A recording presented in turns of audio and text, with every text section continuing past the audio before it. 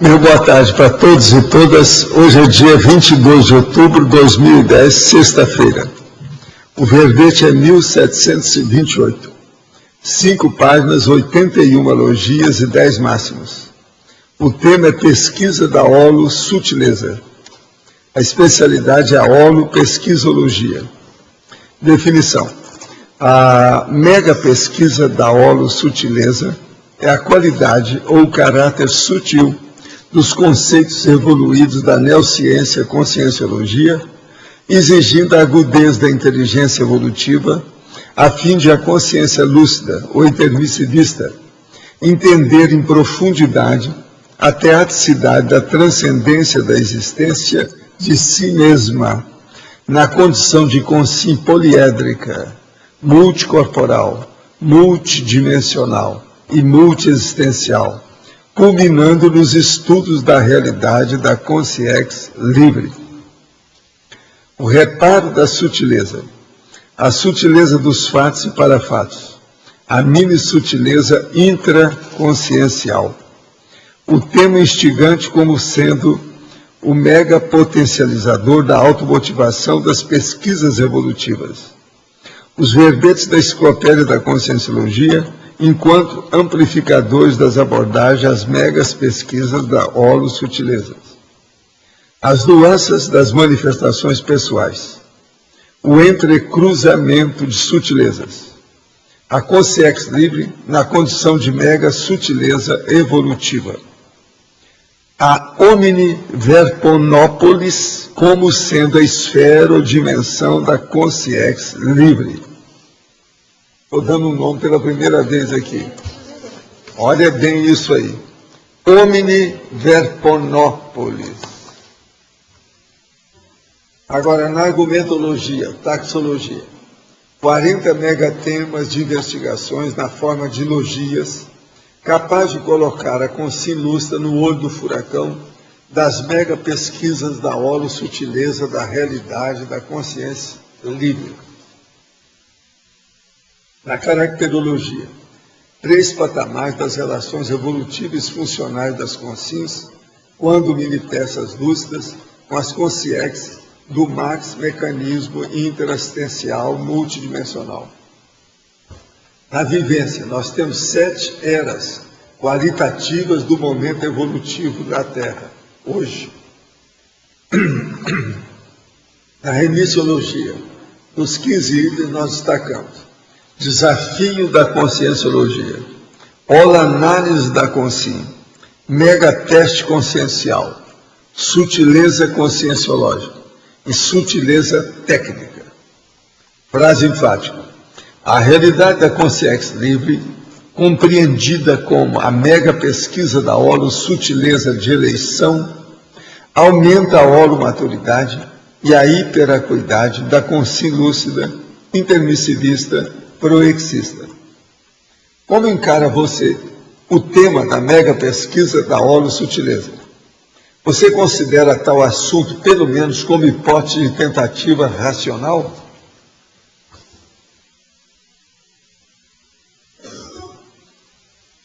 Agora, pergunta.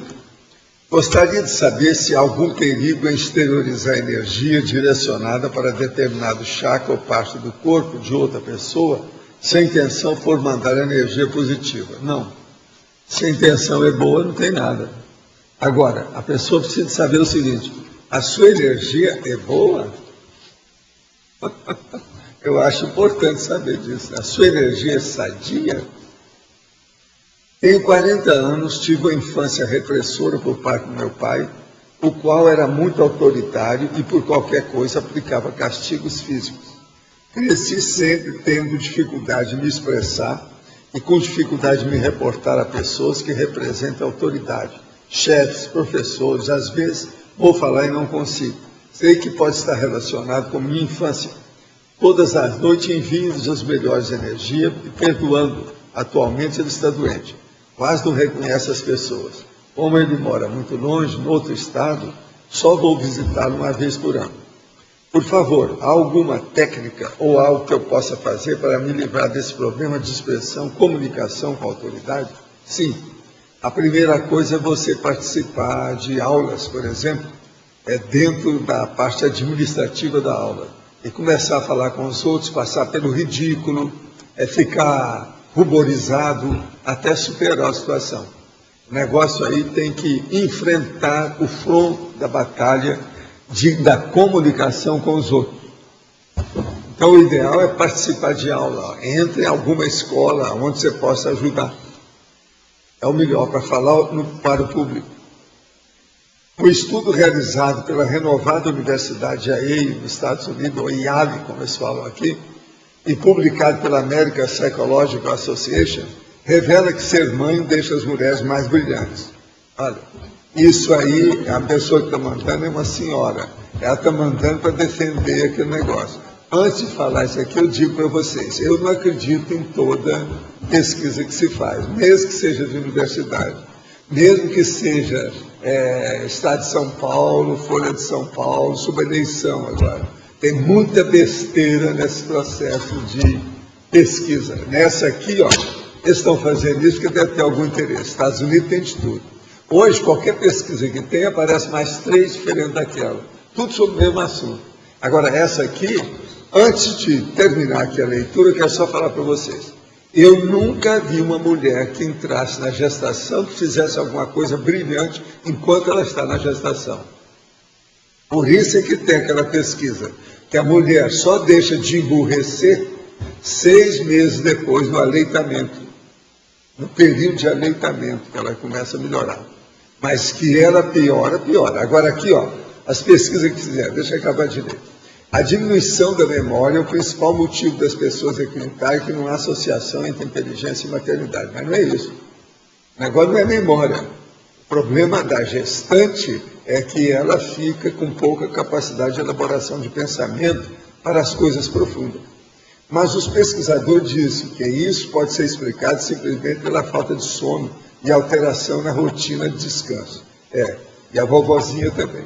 Para a realização do estudo, o cérebro de 19 voluntárias que tinham tido bebês há poucas semanas foram escaneados. E a revelação foi que o número de células havia aumentado. É lógico que tem que ter aumentado, besteira. Pois tem uma nova personalidade lá, cheia de energia. Uma pessoa que tem a gravidez aumenta um monte do processo, inclusive de sinapse. Já pensou? A mulher receber um filho e não ter sinapse nova? Isso é impossível. Besteira isso aqui. As mudanças foram observadas principalmente nas regiões associadas à motivação, discernimento, processo das emoções, sentimento de satisfação. Fatores-chave para o novo relacionamento mamãe e bebê. Perfeito. Mas olha, fica só nisso. Mas agora, do ponto de vista do emburrecimento geral, eles não falaram. O problema da parte biológica, tudo bem. E outra coisa, é a natureza que faz isso. Isso é uma salvaguarda para o bebê. Está tudo certo, biologicamente. Agora, isso aí está forçado. Eles estão querendo ganhar algum dinheiro para fazer mais pesquisa de alguma coisa. Está na cara. Estados Unidos tem de tudo. Agora, veja, eles não olham o outro lado da questão, não vê nada. Por exemplo, como é que fica isso? Você já viram alguma mulher que na gestação se saiu bem para isso? Pelo contrário, tem mulher que fica doida. Olha o caso da gestante bomba. Você quer coisa mais doida do que essa? A mulher que está com o menino na barriga e ela se implode toda? O que você quer falar? Não? Acabou? Eu expliquei que você ia falar. É da natureza esse pessoal. Na minha gravidez eu ficava bonita, ficava linda, chamava atenção. Ah, sim, entendeu? Toda mulher fica roliça. Não é isso não. Isso faz parte do seguinte. Outra coisa, aqui embaixo. E outra coisa que eu também não, que até eu entendo, é que eu trabalhava e depois na gravidez eu parei de trabalhar. Assim, se você olhar meu CR, assim, ele aumentou depois que eu, sabe? Mas eu acho que não foi por causa da gravidez. Foi por causa da circunstância, pode ser. Então, assim, eu fico com dúvida, né, de me ver. Agora, depois do tempo... Aqui, ó, antes de fazer essas coisas, nós já tínhamos as hipóteses. Agora, só para... Depois eles comprovaram. E outra coisa, eles também calcularam. A partir do início da gravidez, até 6 meses depois da deliverance. É que a pessoa começa a melhorar depois de 6 meses. Agora, assim, depois de uma certa idade, é que eu fico questionando, assim, a queda, eu acho que tem a ver com a questão da gravidez passada, cesariana, essas coisas assim, aí eu concordo. Queda da lucidez, ou da percussiência, ou do discernimento, varia de acordo com a idade. Isso aí varia. Então, por exemplo, essas mulheres que agora estão fazendo aí inseminação artificial, a dona está com 60 anos, às vezes tem muita experiência de vida, isso é outra coisa. Precisa ver o que vai acontecer com ela. Mas ela só de se submeter a isso com 60 anos já mostra que ela está sem cabeça de jirico. Agora tem que lembrar que a minha área não era nada de muito... era uma coisa assim bem... Talvez não tivesse tanta inteligência assim, mas assim, eu melhorei, assim, na verdade, a minha performance na matemática depois. Eu não consigo entender isso, na verdade. Tem mulheres que melhoram que não é por causa da gestação em si, é por causa do broto, o redento que ela coloca na terra. Então todo mundo dá força para ela na família. Ela começa a ser... pode ser que seja isso. Isso é que é o problema da maternidade. Pode ser que seja isso. É aquele negócio da mulher poderosa com a criança no supermercado. Sai da frente. Sai da frente, senão o carrinho te atropela. Cuidado. Professor. O motorista doida. Professor, mesmo assunto aqui no ar? Sim. A mãe... o senhor há pouco falou que a mãe melhor... quer dizer, eu sou uma trimãe. Eu tenho 3 filhas, né? Então eu queria que o senhor falasse um pouco nessa melhoria depois de 6 meses. O que melhora? Porque o senhor está com essa... Os problemas dos hormônios da parte da maternidade vão suavizando, e a pessoa volta a cabeça dela do jeito que era antes. Pois é, o que o hormônio esse hormônio da gravidez faz? Isso também é fruto de pesquisa, né? É um instinto, ela vira bicho. Por mais inteligência que ela tem, ela vai ficar bicho com a situação, por causa da maternagem. A maternagem exige isso. A coisa mais do que lógica, biologicamente. Mas tem Por exemplo, essa pesquisa não fala nada disso. Pois é, professor. Então está totalmente prejudicada. Na minha primeira gestação e a segunda, que foi uma depois da outra, eu não tive 3 meses de... Aqui, eu estava fazendo mestrado, eu estava no Instituto Militar de Engenharia. Precisa ter muito cuidado. Não, eu não estou defendendo. A gente não está defendendo. O negócio são os Países Baixos. Professor, a gente está discutindo a hipótese, os Países Baixos. A hipótese tentativa, qual é a ideia? A gente está discutindo, eu não estou defendendo. Está discutindo isso. A hipótese tentativa. Para defender as coisas que eu falo aqui. É lógico que ela está falando isso para defender. Ela não falou de claro. Mas é isso. E eu estou defendendo meu ponto de vista de dezenas de anos, muito antes dessas pesquisas. Isso aí tudo eu já tive debate, inclusive nos meus cursos de sexo somático.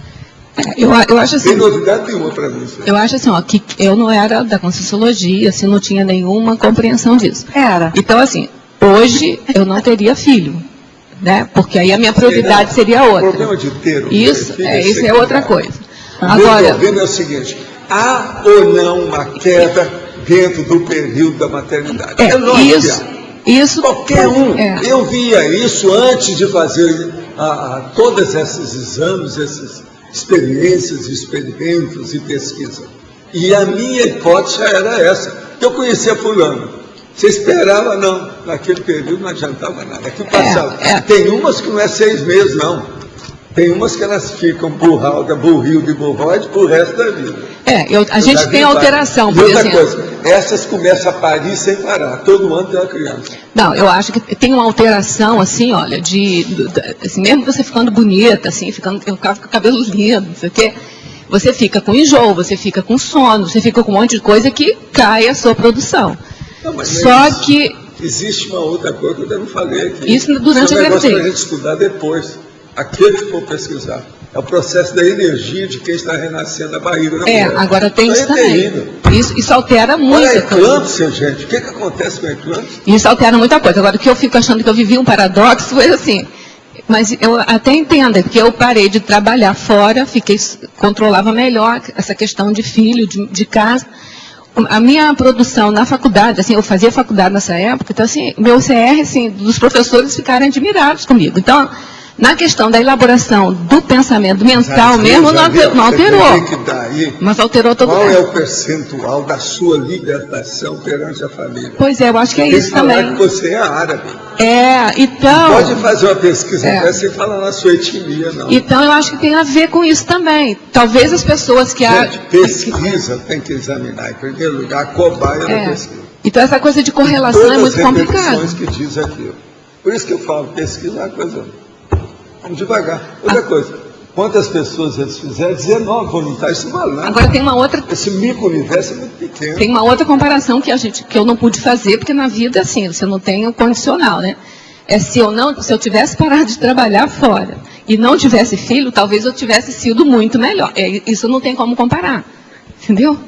Agora, de qualquer maneira, assim, como eu perdi um filho muito mais tarde, assim, a perda para mim foi muito mais drástica do que ter o filho, entendeu? Assim, então... Agora, a pior coisa que tem é quando a mãe, logo depois da maternidade, que ela já está habituada com o filho há alguns meses, o filho morre. Aí é mais Esse drástico. É um trauma terrível, porque ainda está indo na fase negativa. Aí isso acaba com qualquer raciocínio. Outra coisa, mesmo com o filho vivo, quantas doentes em psicose pós-parto? É um monte. Por causa dos hormônios. O hormônio é um troço absurdo. Professor Valdo, bom, eu acho que depende. Tem todos os casos, não é? Tem vários casos. Por exemplo, eu fui uma exceção. É uma norma básica média. Sim. Essa norma diz a maternidade emburrece a mulher. Sim, isso não tem jeito. Depende da Tem maturidade da pessoa. de pesquisa, muita gente já pesquisou. Sim, depende da maturidade também da pessoa. Por exemplo, eu não sei o que não sei o que é estar grávida, porque eu tive uma gravidez perfeita, que eu falo que é uma gravidez holossomática. Mas também eu já tinha um pé de meia muito avançado, porque a gravidez nunca foi uma coisa até mais tarde na vida, até aos 30 e poucos anos. Ela não criou problema para você. Sim. Outra coisa, a sua menininha também é fora de série. Sim. Então foi uma coisa que eu me preparei. A afinidade. Eu me preparei para essa gravidez. Você não vomitou, não teve nada Nunca enjoo. Nenhum enjoo, só ganhei 6 quilos, 7 quilos. Então, você está, portanto, constituída como sendo uma parideira oficial. Porque é 100%, né? Pode arranjar mais filhos. Desse jeito. Agora aqui. Um ponto ainda obscuro de entendimento para mim diz respeito à lucidez da pessoa vulgar quando na condição de consciência. À guisa de referência, convencionando-se uma escala de hiperacuidade que varie de 0 a 10, cujo menor grau represente a inconsciência total e o maior a lucidez da consciência comum, o chamado sonho lúcido corresponderia a quanto na mencionada escala? Não, sonho lúcido é uma coisa que é sonho. Todo sonho você tem que dar desconto. Então, só de analisar isso é uma coisa secundária. Agora, o chamado sonho verídico, lúcido propriamente dito, de vivência, é uma projeção. Isso é outra coisa, teria que ser examinado com calma. A projeção, então, aí depende do nível de lucidez da pessoa, fora do corpo. Não é o nível de inteligência dela. Então, fazer isso aqui, eu acho assim um pouco fora do rumo. Está um pouco lateral. Para fazer, teria que ver o processo. A lucidez do sonho lúcido tem que ser vista a lucidez extrafísica, da descoincidência. E não o problema da lucidez da pessoa, propriamente dito, aqui na vigília, isso é secundário. Qual seria o maior desafio que a Conscienciologia tem pela frente? O maior desafio da Conscienciologia sou eu, você e a turma, quer dizer, a consciência. O desafio nosso é a nossa evolução. A Conscienciologia é bobagem. Isso é um conjunto de princípios para a gente viver. Então, qualquer desafio que tenha é secundário. Agora, nós é um negócio sério, é a consciência, não é a conscienciologia. Qual é o maior desafio que você tem? A conscienciologia vem apontar isso. Agora, do ponto de vista de aceitar esse princípio, não é bobagem, isso aí depende do nível da consciência, então, nós não temos desafio nenhum pela frente. Outra coisa, geralmente se fala isso aqui, Qual seria o maior desafio que a Conscienciologia tem pela frente? É o que a pessoa está perguntando. Isso se faz na religião, na filosofia, numa ciência que o povo está lutando empedernidamente pela competição e a concorrência. Nós não fazemos concorrência, nem estamos fazendo competição, nós queremos informar. Quem quiser aceita, quem não quiser não aceita. Então nós não temos nenhum problema pela frente. O problema é nosso, é da consciência. É o problema de você seguir o princípio da descrença. Fazer experiência por você. A Conscienciologia não tem problema, ela não sofre com nada disso. Isso é besteira. Eu acho que o nosso amigo vai entender isso aí. O que interessa é a sua consciência. O problema não é o seu, é a minha consciência, é a consciência dela, a dele.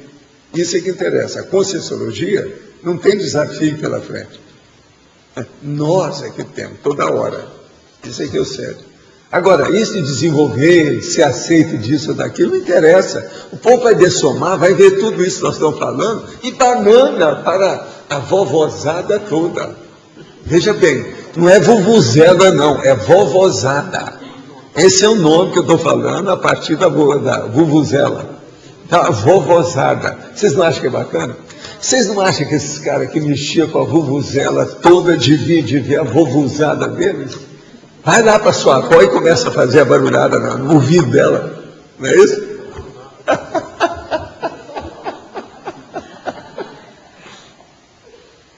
Um suicida, no momento do ato, está obnubilado e, em tese, é um ato de desespero com alto grau de inconsciência. Por outro lado, o serial killer mata com intenção lúcida. Qual das duas situações traz mais estrago e danos em relação à ficha vomitiva? Não, aqui, ó, você esqueceu uma coisa. Você não juntou. Existe o serial killer que tem lucidez e tudo foi premeditado com calma. Por exemplo, a gestante bomba não é serial killer? Ah, não mata assim? Tem uns até que morrem depois, não é só na hora. E como é que é? Começa a matar dentro dela mesma. Como é que fica? E o suicida, homicida? Aquele que pula da janela lá na rua, o cara está passando, vai em cima dele e mata ele. Esse foi sem querer. Então, é um homicídio não doloso. Não é isso? Como é que é o negócio? Não é indolor, não.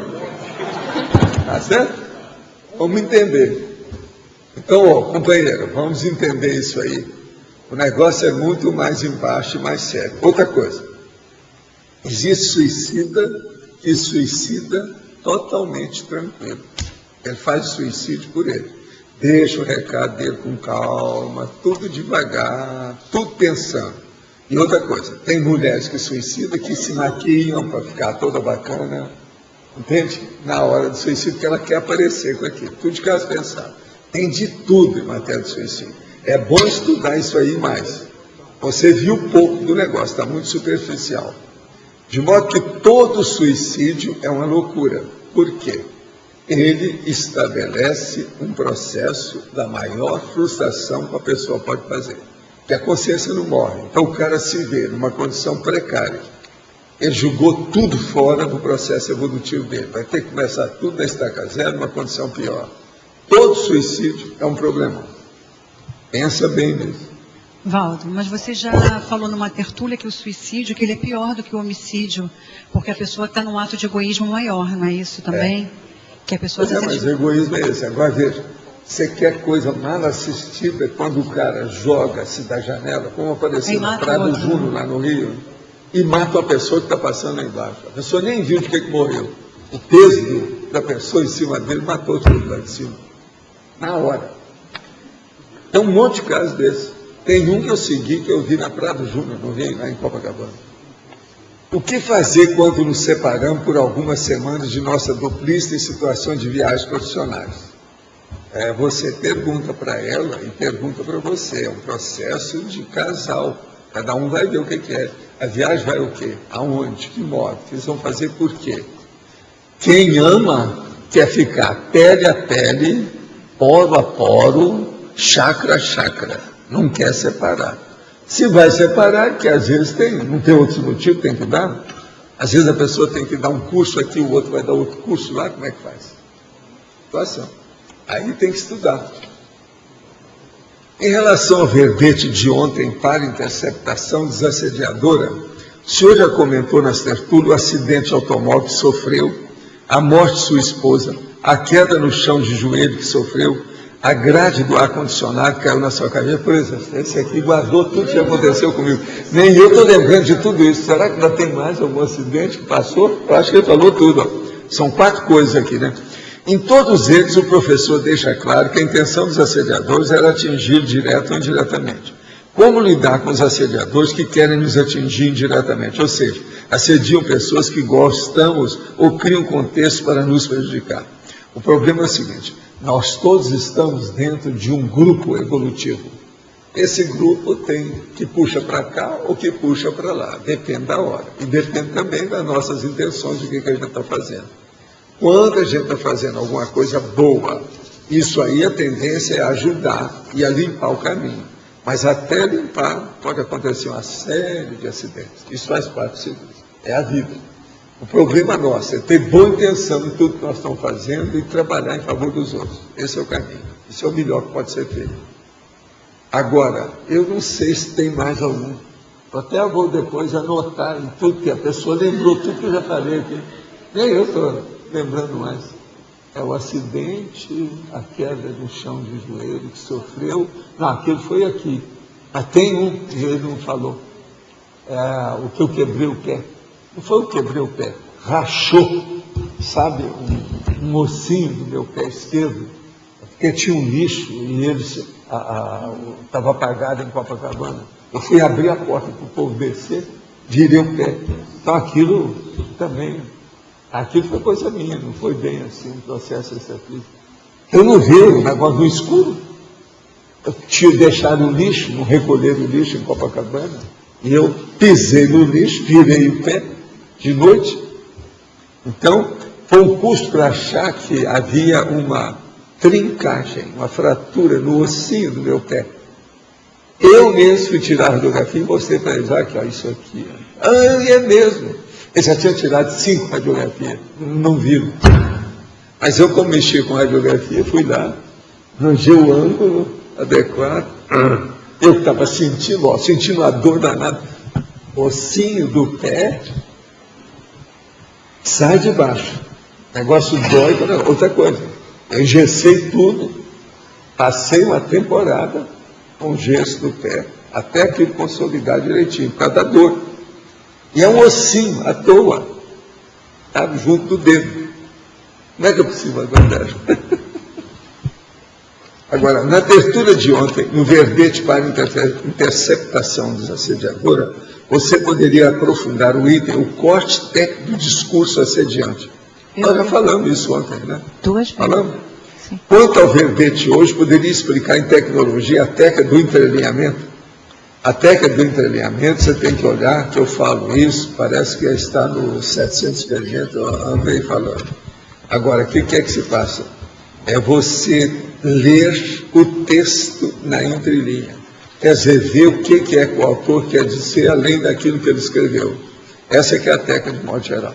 Agora, o corte técnico do discurso assediante é o seguinte: a gente nunca deve dar valor para o assediador que está importunando qualquer pessoa. Você não pode, você tem que ir contra aquele pensamento que a pessoa tem. Então esse é o corte técnico do discurso assediante. Tem que ser por aí. Não dá valor para isso. Diminua, minimize a situação. Outro dia relatei para o senhor o fenômeno de sentir uma bola de fogo na mão durante a esterilização de energia. E o senhor falou que seria o feto ectoplásmico. Isso aqui está escrito errado, ectoplásmico. Esse fenômeno ocorreu novamente. Eu gostaria que o senhor falasse mais sobre isso. Por exemplo, como o ectoplasma pode ser tão quente e em que tipo de assistência ele é usado pelos amparadores? E esse tipo de ectoplasma que faz algumas casas de objetos pegarem fogo. Olha, isso tudo é ectoplasma que os assediadores usam. Quando o negócio tem mau caratismo, ou é um processo ilícito, é porque tem assediadores. Isso tudo acontece. O ectoplasma pode aparecer branco, preto, cinzento, de tudo quanto é jeito. E outra coisa, ele não tem nem inteligência e nem também é uma consciência. É uma inteligência que comanda aquela energia. Então, isso tudo a gente tem que ver como é que é, qual o direcionamento. Para você entender mais ectoplasma, é bom estudar as 40 manobras de energia consciencial, porque daí é que sai tudo. E outra coisa, dominar o efeito, para a pessoa saber o que faz. Agora, o feto ectoplásmico é isso aí que você descreveu. Veja bem, você é jejum, não entende nada disso, está começando agora. E você descreveu o feto ectoplásmico, que eu já conheço há 60 anos, a história. Você descreveu direitinho do jeito que o fenômeno ocorre. Então você pensa bem, quantas vezes isso já não ocorreu? Isso não é novidade nenhuma. Já ocorreu tudo isso aí. Todos esses fenômenos já aconteceram. O Swedenborg já falava no ectoplasma e não sabia o que era isso. Na época do Swedenborg. Olha bem quando é que era. Quantos séculos já se passaram? Onde posso estudar técnicas para o desassédio, o para-desassédio pessoal de outras consciências e da limpeza de ambiente? Olha, o melhor é pegar a enciclopédia da Conscienciologia, né? E ver tudo que tem sobre esse assunto. Se a maternidade é ruim para a mulher, como é que fica a raça humana? Não, eu não disse que a maternidade é ruim para a mulher. As macacas ainda vão ter que parir o primata. Isso é inevitável. O que eu quero falar é que existe macaco e gente humana. Existe primata e não primata. É só isso. Agora, esse negócio de parir sempre vai ter gente. Agora, essa aqui que é a pergunta básica lá da sexomática. Essa é a pergunta. Mas, se a gente deixar de dar luz, quem é que vai dar luz para a gente na próxima vida? Então, para assim, você crescendo e virando uma consciência lúcida, toda fêmea vai querer parir você. Isso é lógico, todo jeito. E outra coisa, não é só isso, né? Tem muito mais coisa atrás disso. E o caso do companheiro, marido, filho, tem uma opção de coisa nisso aí. Agora, a maternidade não é ruim para a mulher, ela é ótima. Muitas mulheres, é tanto que a gente fala que a mulher é mais inteligente que o homem. Uma das coisas sérias que ela tem é justamente a maternidade. Agora, é uma maternidade inteligente. Não é uma maternidade parideira daquela mulher que, como eu conheci, que pariu 22 filhos. Naquela ocasião ainda tinha 16 vivos. Agora, ela mesma fazia o parto. Ela ia para a beira do rio igual índio. Ela mesma fazia o parto, lavava, etc., saía com a criança do braço. Isso é que é mágico. Eu falava para ela, ó, se pudesse eu ia te colocar numa praça e mostrar a você, a maior mulher que eu já vi como parideira na vida. Agora, ela preta, retinta, enorme, boníssima, uma pessoa assistencial, fora de série, eu respeitava. Ela chegava e eu beijava as mãos dela. Agora, a mulher era uma fera. De todo mundo que eu assisti no interior, foi a mulher que eu gravei. Não pude esquecer nunca essa mulher. 22 filhos. A Leoneide Sturt, não sei se ela está viva ainda. Como é que é? Leoneide Sturt, acho que ela está viva ainda, aqui do brasileiro. Ela escreveu um livro, Mulher de Cama e Mesa. Ela vai provando que a mulher vai ficando idiotizada, se ela fica só naquela coisa de cuidar de filho, de... Não, mas isso não precisa dar a falar, a gente sabe, eu já vi tanto. Mas ela isso aí é coisa da comum. maternidade. É só ver essas mulheres que cuidam. Não, mas aquela que eu quem estou quer falando, que é o seguinte, quando ela começa, que já está, a criança que nasceu já está desenvolvida, ela não usa nenhum contraceptivo. Então, o que acontece? Na primeira oportunidade, ela engravida de novo. Então, ela está já mexendo com o menino daqui, quando já está um barrigão do outro lado. E por aí vai. Eu já vi um monte dessa. No interior, isso era comum. Entende? Agora, veja, é uma crise subentrante de maternidade. É uma depois da outra. Você está entendendo como é que é? Tem muito disso. E outra coisa, às vezes isso debilita a mulher da tal maneira que ela morre logo. Eu vi mulheres morrendo com 30 e poucos anos por causa disso. E os professores, o povo todo fazia tudo para levantar, não dava. Ela já estava esgotada. Entende? E a mulher também, né, Valdo, fica cheia de Agora, doença, né? No manual de redação, para a pessoa que está pedindo entrelinhamento lógico, seria bom ver. É página 82, o capítulo 28. Teática do entrelinhamento lógico. Aqui tem todos os dados, uma página inteira. Está no manual de redação da Conscienciologia, página 82. O manual é esse aqui, ó. Tá certo? Ali eu acho que dá para ver. Como é que é? Vira para cá, coloca, faz assim, aí. O negócio aqui é esse, cara. Esse ponto aqui que pega lá. Aquela lá. Aquele olhão ali. Obrigado, hein, valeu. Professor, Sim. aqui. Sobre, no caso, a sua pesquisa, né, mega pesquisa sobre a consciência, eu não sei, eu não encontrei nada, né, não sei se de repente tem alguma referência, mas sobre a questão do observador, que tanto falam, né? Eu acho que você já comentou sobre o Krishnamurti, que falou muito sobre isso. Para a conscienciologia, quem é o observador? É o mental soma ou é a própria consciência? Sempre é a consciência. Mental soma não pensa por ele. É a consciência que pensa atrás. É a vontade da pessoa. O egão. Não existe isso. Mental soma não tem inteligência própria, que bobagem. Não existe essa hipótese. Caso ainda não tenha sido informada, a Justiça Federal concedeu liminar ontem, quinta tarde, em ação proposta pela Associação do Bairro Copacabana, determinando a paralisação de qualquer obra de instalação do cemitério Parque Privado na Avenida Felipe Ivanchir, em Foz do Iguaçu. As discussões judiciais continuarão nos próximos meses e manteremos a toa atualizada. Mas isso é o máximo. Pararam com a obra que estavam fazendo de cemitério, mais um aqui perto da gente, para melhorar isso aí. A Justiça Federal, em ação proposta pela Associação do Bairro Copacabana, determinando a paralisação de qualquer obra de instalação do cemitério. Muito bom. Eles estavam começando a furar lá para fazer o cemitério. Todo mundo está contra aí em torno.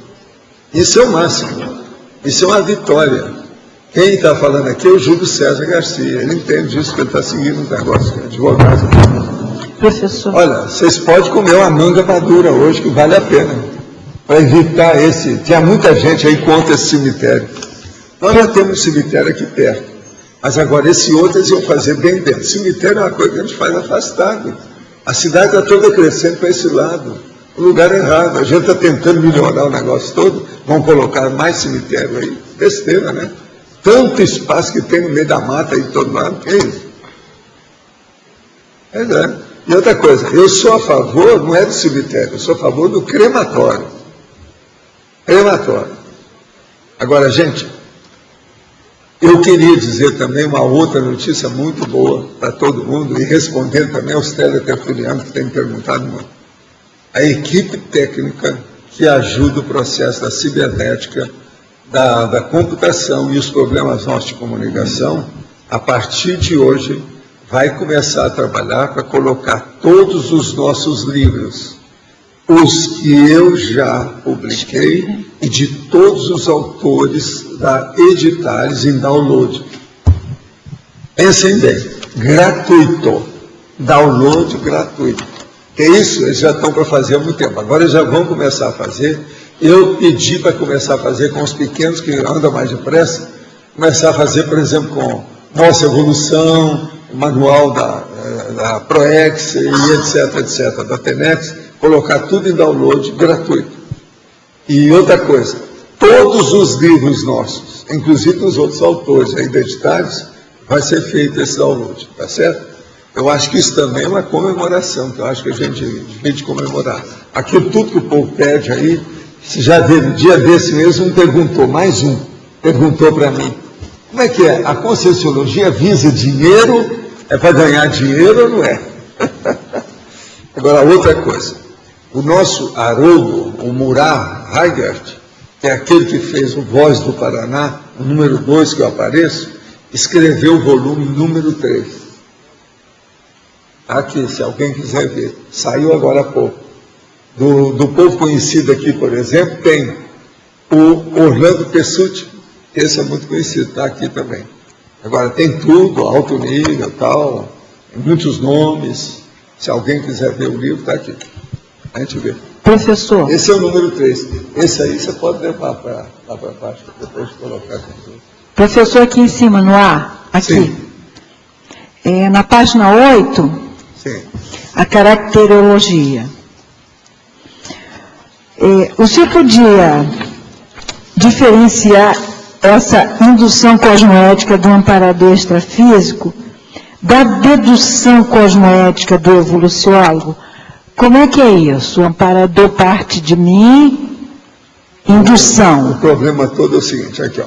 E vai para assiste as iniciativas da consciência ilustra por meio das induções cosmoéticas. Quer dizer, ele parte de mim. Sugere as ideias do amparador, ele assiste a iniciativa.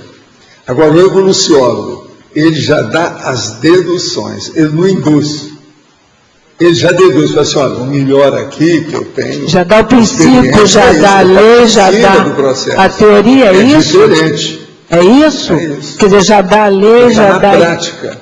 Apresenta a hipótese. Agora, o amparador não, a pessoa está conversando, ele tem que ir devagar. Sugere, parte da pessoa. Indução, parte do menor para o maior, né? Indução, é isso mesmo? É isso aí. A ideia filosófica. A ideia é essa.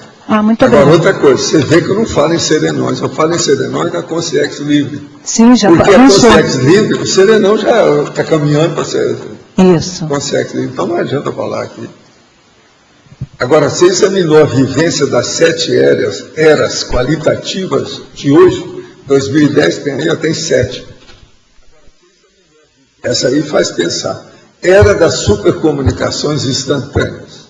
Era do superconsumismo paroxístico.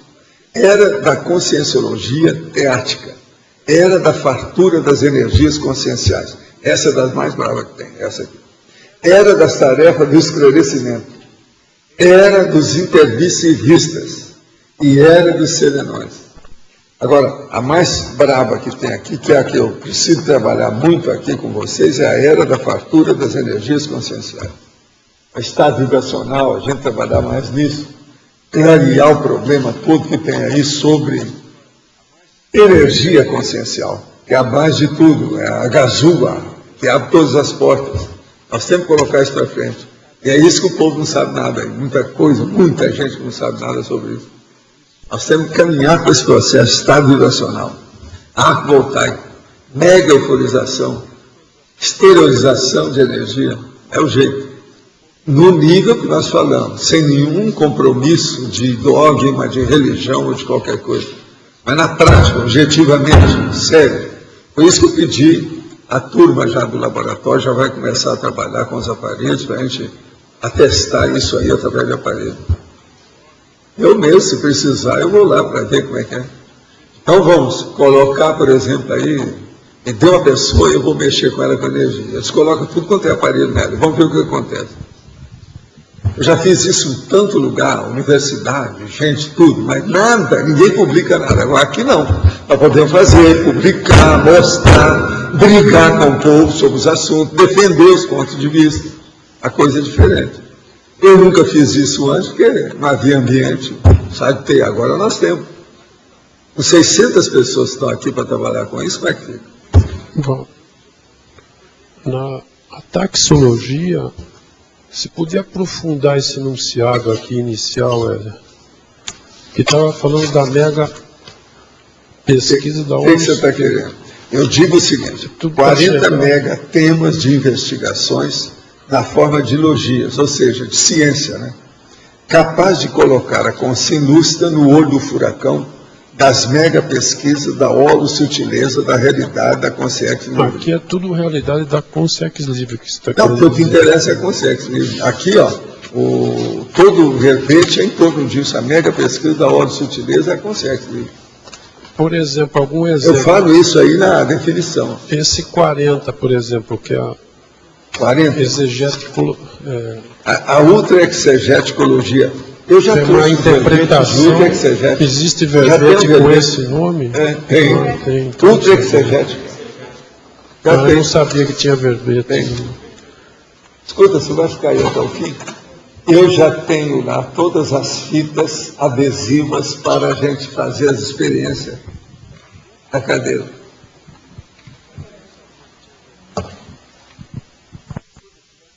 Comprei 2 fitas desse tamanho. Daquela que jogaram na cabeça do Serra.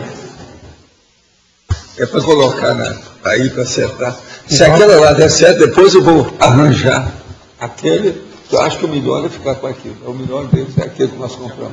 Agora, apertar bem para não sair do lugar. Porque não é duro. Toda vez que você levanta, tem que acertar tudo de novo. Se mexer um pouco, tem que acertar. Tem que prender isso, não pode. Agora, é o máximo. Se eu acertar isso aí, eu vou te contar quantos anos eu estou trabalhando para acertar isso. Uma coisa tão simples. Tão simples e tão complicosa.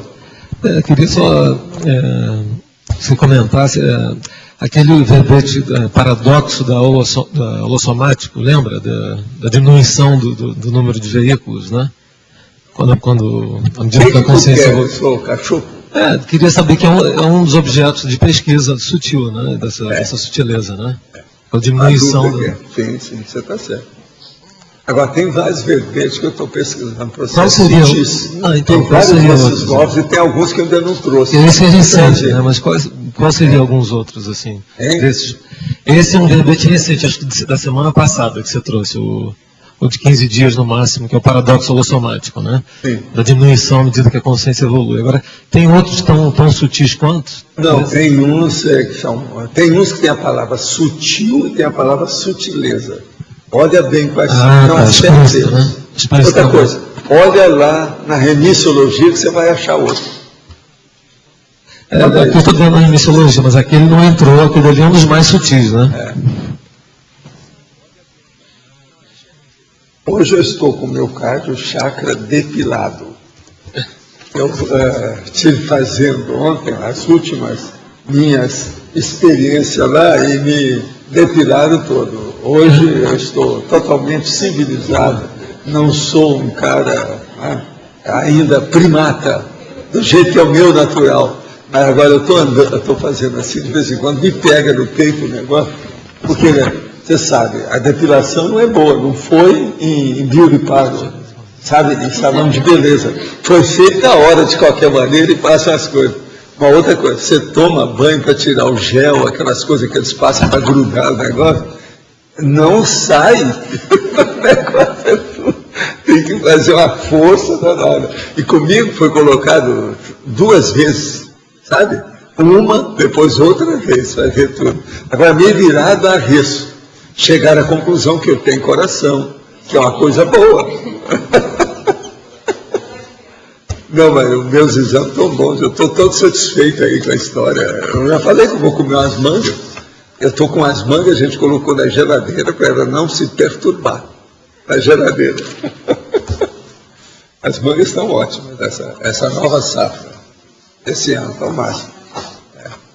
Agora, eu queria dizer para você o seguinte, que as chuvas chegaram, nós estamos em pleno verão, e são as chuvas de verão que chegaram. Essa noite choveu aqui a noite toda.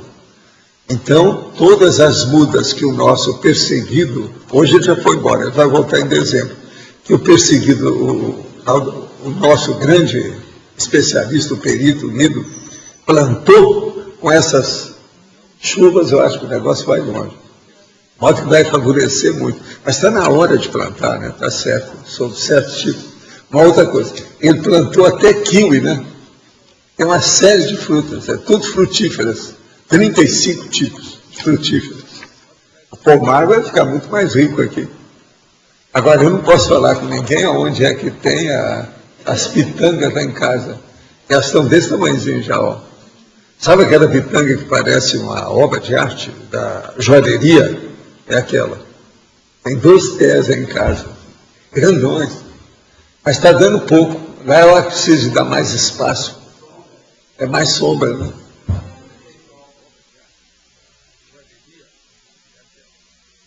A sua pitangueira também é aquela cheinha, né? Parece um anel. Aqui um anel que a pessoa tem, não parece um anel? É isso? Não, essa aí todo ano ela dá. Ela está lá, ela está carregada. Mas agora é pouco, precisava de dar mais espaço para ela, alguma coisa ali. Agora, a Graça que gosta dessa pitanga, ela, quando é jovem, é branquinha. Entende? Ela parece branquinha, você já viu, né? Eu não vou pegar lá para trazer para vocês, porque senão, como é que é, né? Quando ela estiver madura, talvez eu caso eu trazer um e só mostrar. Agora, é muito engraçado que essa pitanga é da boa. Lá na minha terra tinha uma pitanga comprida, que não era tão boa igual essa. Essa aí é melhor. Um pouquinho. Mas as mulheres são doidas com essas frutas, né? Você sabe, pitanga é um negócio feminino. Agora, é muito bonitinha. Eu acho ela é muito bem feita, essa fruta. É uma belezinha, um negócio. Tem muita gente aqui que eu acho que nem conhece o que é a pitanga.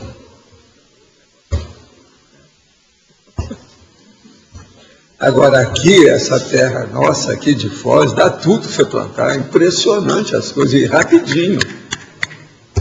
Vale a pena. Precisa de ver isso aí para a gente plantar mais verde aqui, mais frutíferas. Esse é o caminho, é o jeito. Sim. Eu vou perguntar outra coisa aqui. O verbete de ontem, ou desses dias, acho que foi ontem mesmo, né? Sobre a questão do desassédio, né? Sim. Aí eu te pergunto, esse investimento todos os amparadores, né, com paratecnologia, etc., para isolar a gente, né, ajudar, principalmente quem está aqui dentro, que você mencionou, a chegar a ser desperto, é pela urgência de quantidade de despertos para trabalhar no planeta. Né? Eles querem ajudar qualquer pessoa, de qualquer jeito, em qualquer nível. Se você melhorar um, você está melhorando vários em torno dele, porque todo mundo tem os entes amados. Essas pessoas que eles gostam sempre vão seguir o exemplo. Então, se ajuda uma pessoa, você está ajudando um monte. Aquilo, a repercussão vai ser feita através daquele exemplo. E outra coisa, esse esforço inicial seu, você não sabe a consequência positiva daquilo. Então, nesse aspecto que eu estou falando, de trabalho do maximecanismo, né? Isso aí para eles... Vale a pena pensar nisso, isso é muito sério. Agora, porque esse nível do desperto é o nível de base de trabalho interdimensional, né? De assistência, né? Antes disso não dá, depois disso entra num nível muito alto também, já, como a Tânia estava falando, já de cima para baixo, né? Então esse trabalho é até certo ponto braçal, mas ele é possível nesse nível já se trabalhar interdimensionalmente, né? Bem, né? Por isso que eles investem muito também. Agora, o processo de assistência é muito mais complexo que parece à primeira vista. Principalmente se essa assistência envolve assim, uma condição profunda da vida, do destino da consciência. Se ela muda para melhor, de uma maneira mais avançada, entende? Espraiou aquilo na existência, isso aí cria repercussões positivas para todo mundo. Sim, agora, nesse ponto específico do ser desperto, você estava dizendo, né? O sujeito está então numa condição que não é consciex, né? E não é consim. Ele tem uma visão melhor do que o cara que está como consciex, né, numa condição ruim, né? E uma condição já muito além da condição normal dentro da sociedade, uma consciência dentro da sociedade, né? Então ele é o peão exato, ele é o peão mínimo de trabalho eficaz, né? Eficiente, quer dizer, válido, né? Então essa condição é muito crucial, né? Marcos, falando nisso que você está preocupado, do ponto de vista, por exemplo, que você está entendendo aí, as consequências e o valor da assistência, há umas perdas que são lastimáveis. Uma das coisas que eu sempre lastimei, que é um troço que dá pena, é você pensar o seguinte: uma consciência, ela tem só 2 veículos de manifestação. Ela não tem o restringimento, se ela tiver lucidez, ela sabe o que é. Ela não tem o restringimento físico. Então, é uma consciência que ela pode se manifestar pelo psicossoma com uma lucidez e uma liberdade de expressão, que é uma coisa que não dá para comparar com a gente aqui. Bem ampla. Esse é o motivo que a pessoa vem para cá e ela perde essas unidades de lucidez. Você fica, então, menos arguto, menos lúcido, menos consciente da sua realidade. Sim. Então, é o restringimento, aquilo coarta, aquilo espreme a sua consciência, você diminui a sua possibilidade. Agora veja, olha só aonde é que vem a lástima dessa história. A hora que tem a consciência e começa a ter mais lucidez com psicossoma, ela dessoma, vê aquilo e ela se torna uma assediadora. Ela fica com raiva dos outros. Ela tem ojeriza, ódio, ela quer perseguir alguém. Então, pensa a condição do mega assediador. Ele que está com um veículo que poderia se manifestar muito melhor, está entendendo? Começar, por exemplo, a mudar de dimensão, a ter reabilitações fora de série, ver outras coisas muito mais sérias, ele está totalmente escravizado a um mundinho que ele está dando valor na parte animal da vida humana dele. Você está entendendo isso? Agora, veja o alcance do acúmulo de perda dessa consciência. O que é que ele tem que ele pode aproveitar e que ele está jogando tudo fora de uma vez? Agora, por exemplo, em certas condições, para você fazer um desassédio, uma consciência dessa, às vezes ponderando isso vale a pena, mas é preciso da pessoa ter muita inteligência. Se ela não tiver um nível agudo de, entende? De escutar esse negócio, vai ser difícil.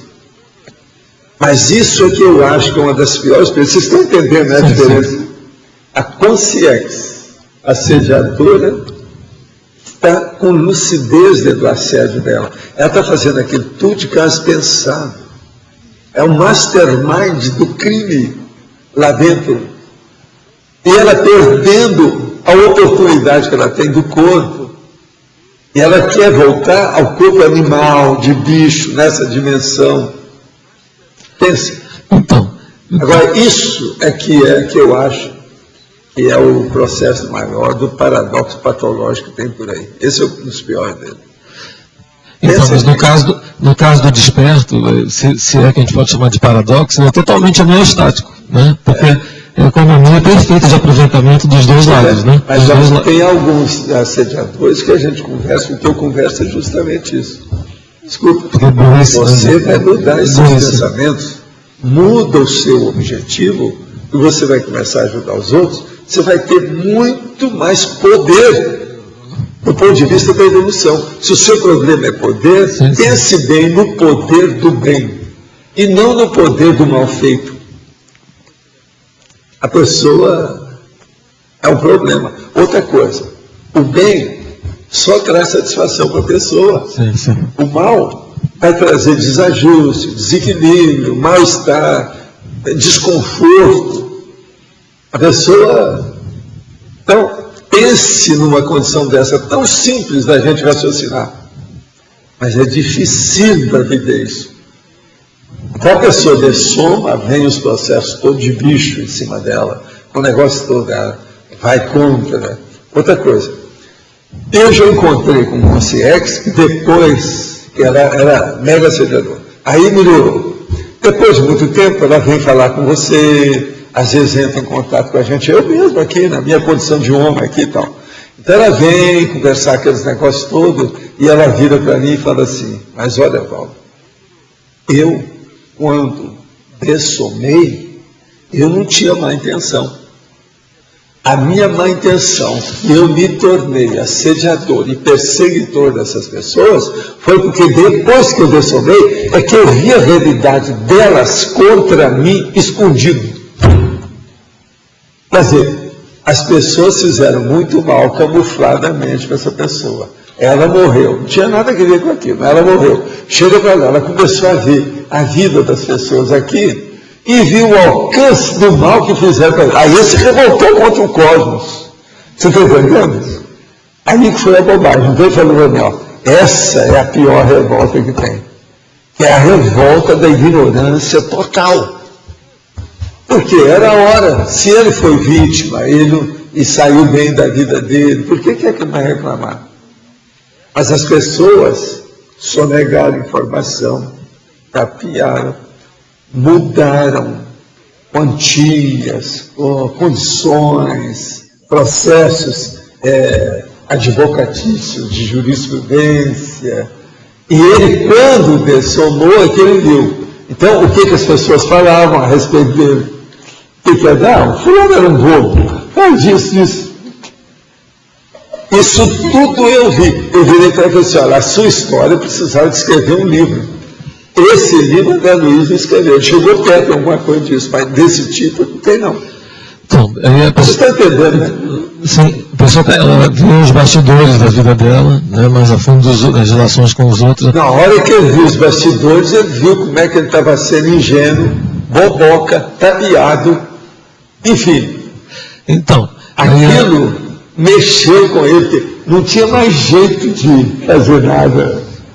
Aí ele se tornou assediador, começou a perseguir todo mundo que estava com aquilo. Então, por isso que eu falo, eu já vi casos assim, isso do outro lado, né? Ele que veio me contar depois que as coisas arrumaram. Mas ele passou, olha, algumas décadas como assediador bravo. Ele me falou. Quando nós encontramos, o negócio já tinha caminhado. Mas, por exemplo, existem outros casos nesse sentido que, às vezes, vão por séculos. A pessoa não perdoa. Então, o que eu acho bacana nisso tudo é a inteligência, do discernimento, do não que arrumar para essa condição do desperto frente a essa realidade, o aproveitamento do esclarecimento da TARES sobre essa condição multidimensional nossa. Eu acho muito... Agora, vale a pena a gente estudar. O cara chegou para mim e falou assim, olha, eu estou vendo uma opção de coisa, inclusive esse programa aí que você fala, sobre Law and Order, tem muito serial killer, etc. Assim. Eu estava querendo estudar isso com mais profundidade. Eu falei assim, ó, é uma boa. Mas agora, ó, estude primeiro o que é assediador. Que aí você vai entender mais o serial killer. Isso foi agora, recentemente. Mas é uma boa o cara estudar essas coisas mesmo para saber como é que é a tendência que a pessoa tem. Agora, eu perguntei para ele, você já teve aploteca? Ele falou assim, o que é isso? Eu falei assim, não, então você não teve, está tudo bem. Aploteca é coleção de armas. Então era um caso de perguntar, né? Para ver se ele era belicista, mas não, ele nunca teve. Então o processo é estudar o assediador para a pessoa entender o serial killer. Vocês veem que no Law and Order, eles têm o processo lá de estudar, e aquele Criminal Minds, que é as mentes criminosas, ainda tem mais coisa ainda mais séria. Eles examinam o processo do perfil do criminoso, o serial killer. Isso é que é sério, isso. Perfil. Por isso que eu falei, esse livro, esse filme que eu vi agora, A Troca, é muito interessante isso, porque lá era um serial killer, até um certo ponto. A base toda é o serial killer. E eles falam do serial killer, e ele é preso. E tudo é baseado em fatos. Falando nesse filme, esse filme chama A Troca. Sim, eu já anotei. Agora você sugeriria esse filme? Não, esse filme caso geral, não. É o caso, é um filme pesado, forte, baseado em fatos. O negócio, algumas coisas são revoltantes no filme. Se for expor o filme, eu preciso de uma pessoa falar sobre o filme. Agora, vale a pena. O filme foi indicado para 3 Oscars, mas não chegou a ganhar o Oscar. Entende? Mas alguém do tipo Adriano Chaleta, algum psiquiatra? Se a gente fosse exibir lá no Cineclube esse filme. Seria o caso de ver quem é que já viu o filme com calma e fazer uma análise dele com o povo. Não, mas sim, mas para quem seria indicado, mais recomendado para comentar? Isso aí tem que perguntar quem viu o filme. Olha quem viu. Você já viu esse filme? A Troca. Angelina Jolie, todo mundo vê. Aquela da boca de bagre. Eles falaram que era uma mulher muito bonita, mas eu não acho. Tem uma amiga minha que já falou, não, ela é a boca de bagre, Paulo. O nome dela é boca de bagre. Ela tem uma boca de bagre. Vocês conhecem o peixe bagre? Não é a mesma coisa dela? Observa, ela tem razão. Agora, no filme, ela está totalmente magrenta.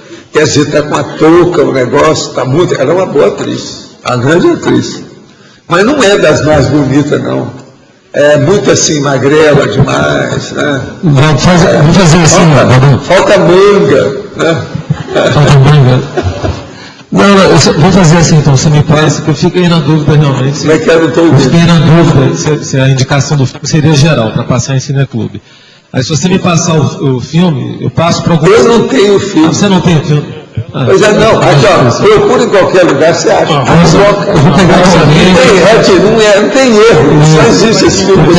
Eu pego com alguém, Angelina Jolie, passar por esses psiquiatras daqui, tipo Luiz Ferreira ou Adriana. Filme do Clinton Eastwood, super bem filmado. Você sabe, esse velhinho é fogo na canjica. E ele é tudo de...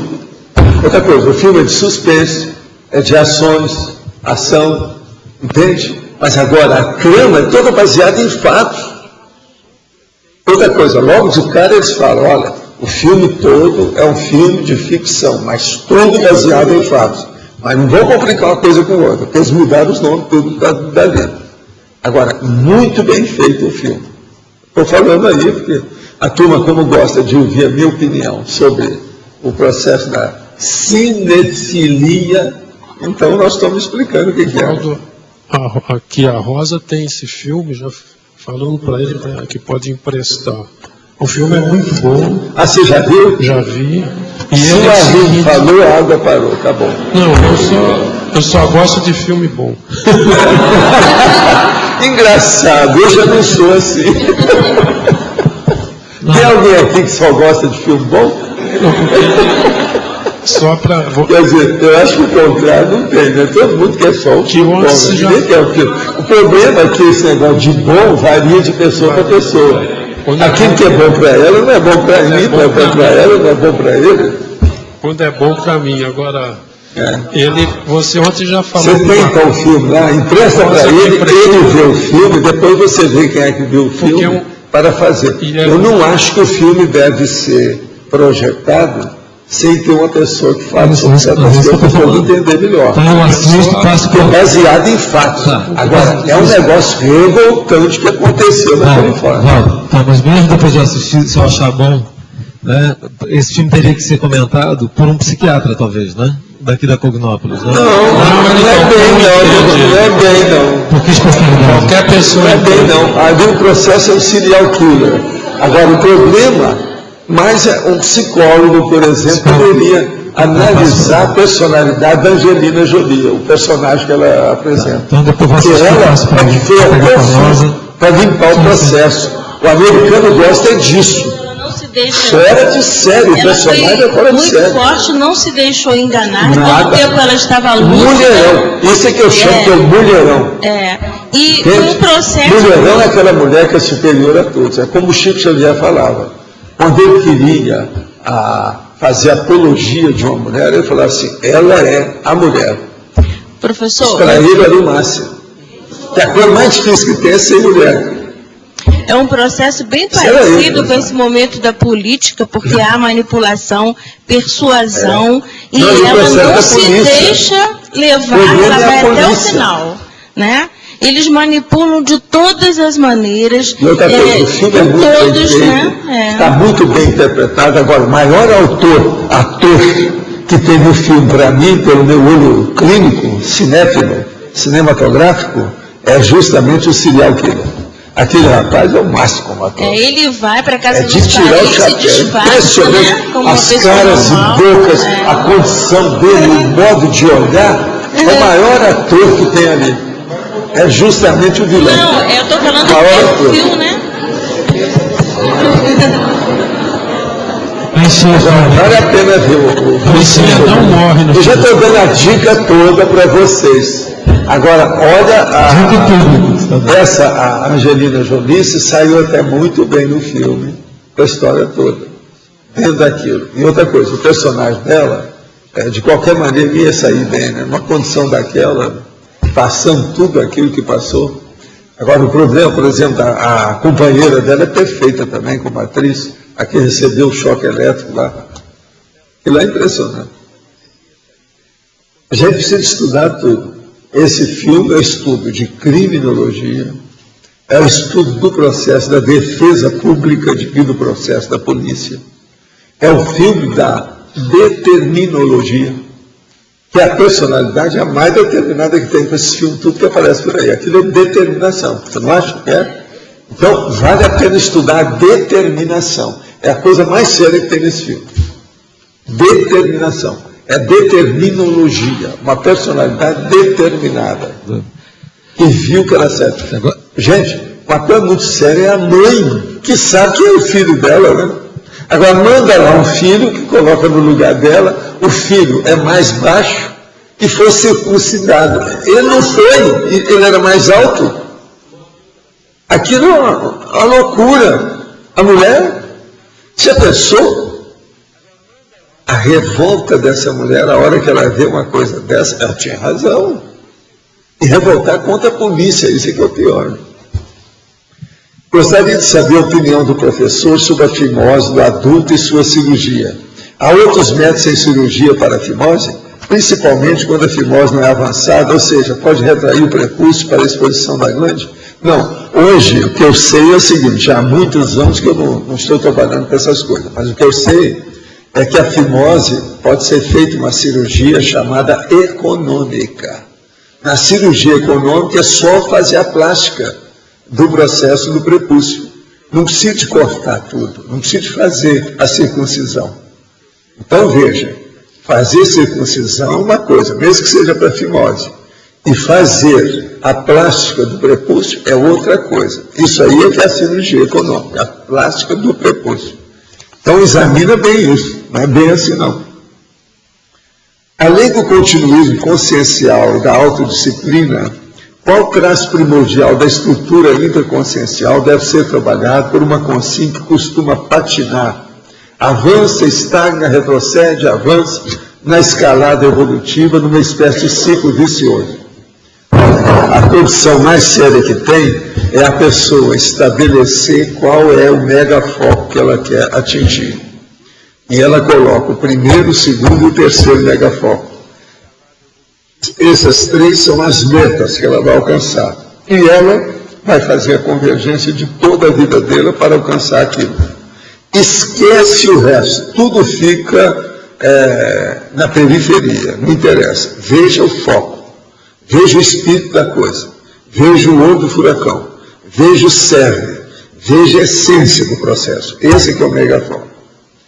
É o único jeito. Aí a pessoa não tem nada de avanço, estagna, não. Porque ela vai conseguir uma coisa, quando ela conseguir, ela passa para a segunda, quando ela conseguir, ela passa para a terceira. Aí a pessoa vai ter mais confiança no seu pulso, no seu tato, na sua decisão. Isso é que precisa, é o único jeito. Agora isso tem que falar com a pessoa. Geralmente, uma pessoa dessa, ela é desorganizada. Quase sempre ela tem a síndrome da dispersão. Então, vai ser muito difícil. Tem que melhorar isso aí. Compreendo quando o senhor diz que a conscienciologia serve à consciência para o estudo dela mesma. Mas a conscienciologia foi implantada para servir a todas as consciências como saída do sofrimento humano e consequente evolução. Nesse sentido, o sucesso ou insucesso da conscienciologia do planeta enfrenta os problemas de responder a questões que jamais foram explicadas por outra filosofia qualquer. Me parece que é um problema para a conscienciologia. Pode comentar? Não, não é. Nós não fazemos questão da pessoa entender a conscienciologia. Nós não estamos brigando por isso. Nós não ganhamos dinheiro por isso. Então aqui não tem interesse filosófico, religioso, científico, do ponto de vista econômico-financeiro, ou de status social, ou de status intelectual, ou de status de aba 4. Não interessa. Interessa o seguinte, nós estamos procurando dar os princípios da conscienciologia e o exemplo que isso aqui dá na nossa vida. É o que eu tenho feito com a minha vida. Quem quiser seguir, segue. Quem não quiser, não segue. Agora, não vão querer mudar o mundo de uma hora para outra. Nenhum de nós aqui, e principalmente eu, jamais tive intenção de ser um outro J. Cristo, ou a pessoa que veio para salvar o planeta, ou isso. Isso aqui não vale nada. Nós estamos vivendo dentro de um grão pequenininho de arroz, que está espalhado dentro desse arrozal do cosmos. Isso aqui não vale nada, é muito pequeno. Tem planeta muito melhor que o nosso, fora as comunidades extrafísicas. Então, ninguém está defendendo aqui o princípio, a conscienciologia como sendo uma coisa que tem que ser. Não, cada um segue o que tem. Agora, procura uma coisa melhor que a conscienciologia, que eu estou de pleno acordo com a pessoa que apresentar isso. Vamos em frente. Então, veja, esse nível de falta de autodefesa dos nossos princípios é que é o problema do princípio da descrença. Cada um tem que fazer a sua experiência. Eu defendo os princípios da Conscienciologia para mim. Cada um tem que defender o seu. Agora, a gente mostra e dá o exemplo. Olha, o problema aqui é esse. Mas agora, eu ficar preocupado com isso, você ainda não entendeu até agora. Você tem toda a razão sobre os outros, mas veja, você pensa que essas coisas mudam de uma hora para outra assim? Se mudasse, já teria mudado há muito tempo. As religiões ficam falando em reforma íntima aí há milênios. Reforma íntima, daqui a pouco estão tudo pegando trabuco. Como é que fica? Matando uns aos outros. O meu Deus é superior ao seu. E como é que fica isso? Então, veja, a sua abordagem é muito primária, tradicional e boboca, baratrosférica. Não é assim, não. Vamos entender que a Conscienciologia é outro troço. É outra coisa. Por isso que a gente fala que é a ciência das ciências. O povo acha que às vezes nós somos cabotinos ou pretensiosos demais de falar uma coisa. Mas eu digo, vem, vamos debater. Aquele que tiver mais lucidez com a situação, ou lógica, engole o outro. Debate é isso. Ao que me consta, não é isso da filosofia? É o jeito. Para isso, nós já temos aqui 400 lugares para fazer debate. Ninguém entra de trabuco. Outra coisa, nós não temos na entrada lá aquele instrumento para fazer o sensoriamento se a pessoa está armada ou não. Nós não temos isso aqui. É detetor de metais e de armas, viu? Muito embora tenha às vezes umas armas. Por exemplo, o Djalma mesmo tem uma que ele anda com ela ali, que é braba. Onde é que está ela? Está aí? Olha lá, olha lá. Você sabe, o Djalma é de casa, meu amigão de muitos anos. Ele pode falar uma coisa dessa, mas é verdade. Agora, tem gente aqui que tem arma, né, amigo? Tem. Mas veja, nós não temos nada disso. O processo aqui é de paz, mas é de debate, a coisa é muito séria. Agora aqui, gostaria que o senhor contasse sobre o povo japonês, um membro da família que participou da Segunda Guerra Mundial e no final da vida comete suicídio, pois para eles é uma forma de não dar trabalho para a família, pois acredita ser isso uma atitude nobre. Gostaria de saber se esses dois atos podem influenciar no grupo karma e quais as consequências que essa pessoa e a família, para essa pessoa e a família. Olha, o processo é o harakiri. O harakiri é sempre negativo, porque é suicídio. Isso aí é o tal negócio. Por exemplo, o japonês comete harakiri devido ao processo da honra.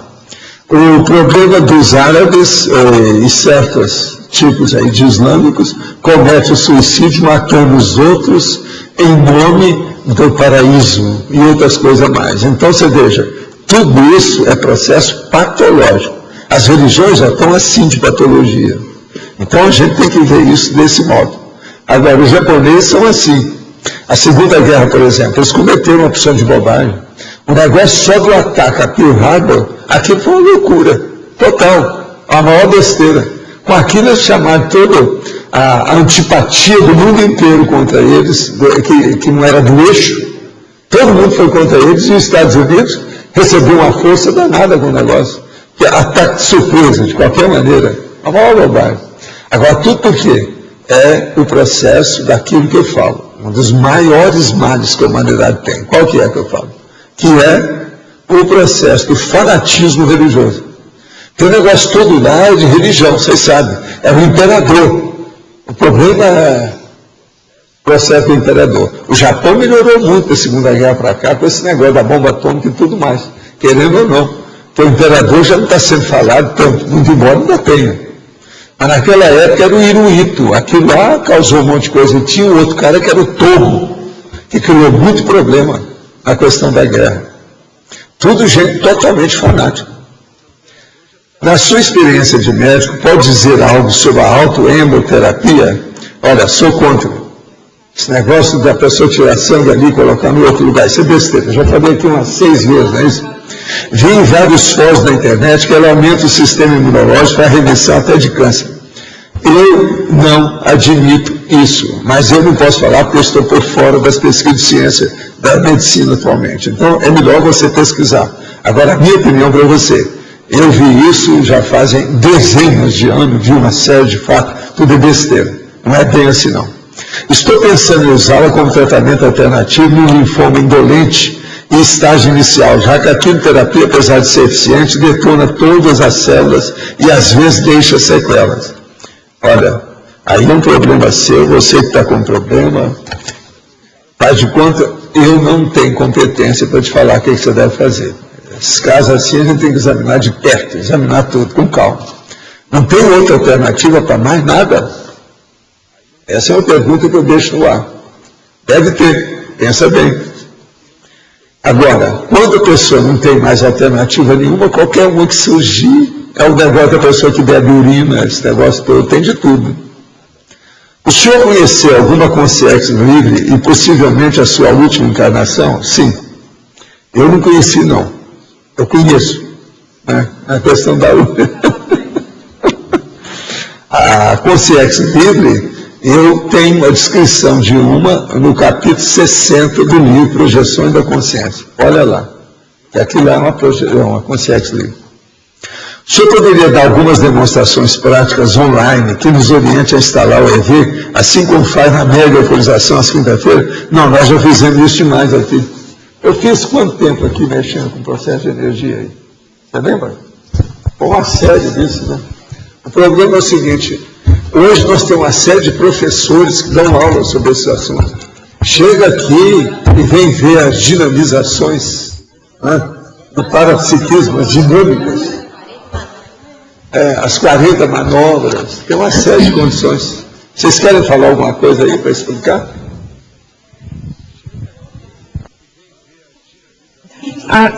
Aproveitando também para divulgar, então, 40 manobras. Quem quiser vai ter aqui na semana da imersão para percepciológica interassistencial aqui no CAEC, que vai ocorrer agora em dezembro. Quer dizer, tem um choro que eles estão fazendo para mim. Primeiro da sexomática, é o que fazem mais. Agora tem esse também do EV. Esse aí não é a primeira vez, já foi uns 3 já esse ano. Esse aqui vai ter uma série, inclusive vai ter o curso, né? Aqui o Fórum da TENEPS, vai ter assistência inegóica. Então são vários cursos mexendo com energia. E no final, dia 27 ao dia 30 de dezembro, vai ter o 40 manobras energéticas. Todos esses cursos é um esforço para a pessoa começar aqui a trabalhar melhor. Apareça aqui que você vai ser bem acolhido. Não tem nada não. Vamos ver o que a gente faz. Vale a pena. Se você está interessado, é a hora, né? Trabalhar com isso. Professor. Aqui, ó. Professor, eu estava querendo saber como era aquele processo da psicografia do Cristo Espera por Ti. Quantas horas diárias, como era essa... Como é que ocorria? Meu problema é, quando eu recebi o livro, já tinha uma experiência tremenda. Isso foi em 1964, 65. Agora, em 65, você tem uma ideia, eu já tinha 33 anos. Eu tinha 20 anos de psicografia. Eu comecei com 13 anos. Então, nessa ocasião, eu já entendi os fenômenos com mais calma, já estava maduro. Não estava tão maduro do jeito que eu estou hoje, porque eu já dobrei de lá para cá muito mais estudo. Mas o problema é outra coisa. A coisa mais séria não é mais estudo. Hoje eu tenho mais retrocognição do que naquela época.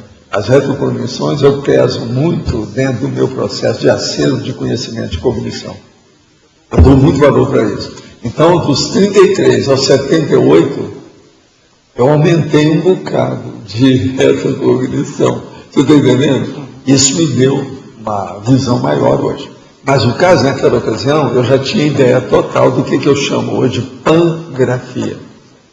O meu caso com ele era mais pangráfico.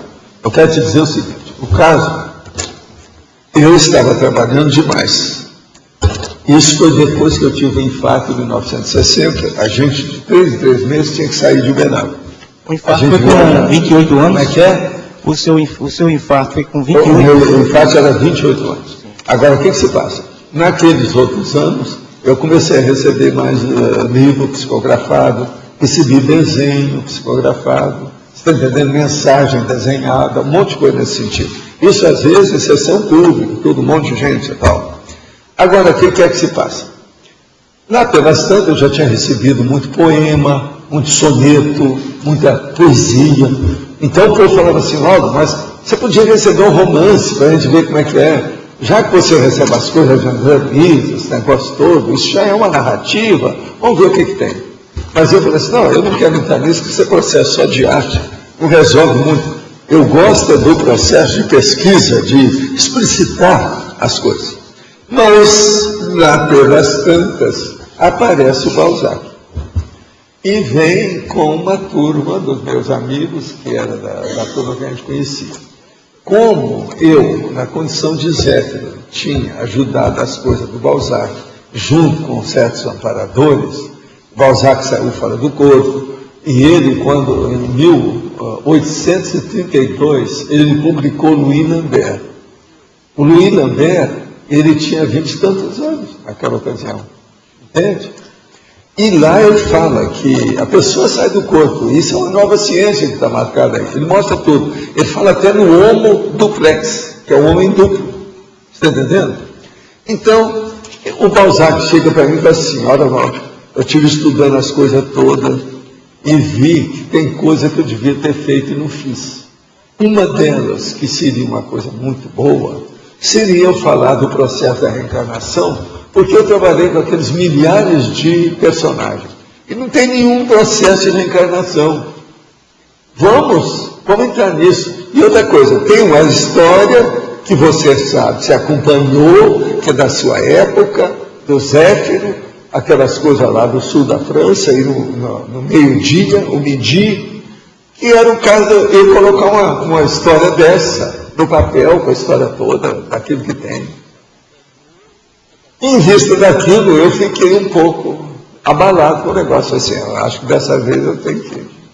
Aí eu cheguei perto do Chico e falei com ele, Chico, Balzac está querendo que eu entre na história, vão receber. Ele falou assim, não, você deve, preste uma homenagem a ele, é uma grande personalidade, Balzac, brinca com tudo que quer que tem. Eu considero isso, Chico, para mim, eu considero ele talvez o maior romancista que já houve, só com aquele monte de coisa que ele escreveu. Eu não li tudo, mas eu sei como é que foi.